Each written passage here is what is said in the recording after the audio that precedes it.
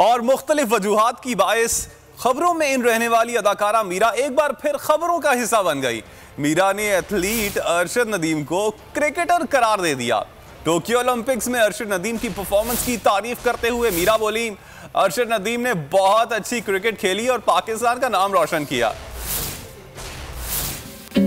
नदीम उन्होंने बहुत अच्छी क्रिकेट खेली। ओ भाई, मारो मुझे, मारो। पाकिस्तान का नाम रोशन किया और बहुत अच्छा उन्होंने खेला, बहुत अच्छा और बड़ी मेहनत नज़र आ रही थी। बड़ी उनकी जो बॉडी लैंग्वेज थी उसमें बड़ी ऑनेस्टी थी और बहुत ही ज़बरदस्त खेला।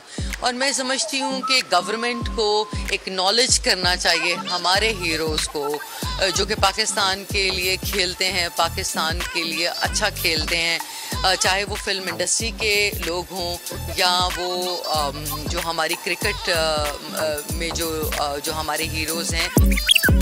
नहीं, ये मजाक हो रहा है, एक सेकंड यार, मजाक हो रहा है। जो हमारी क्रिकेट में जो हमारे हीरोज हैं, छोटी छोटी खुशियों की चीजें होती हैं, उनमें से क्रिकेट एक है।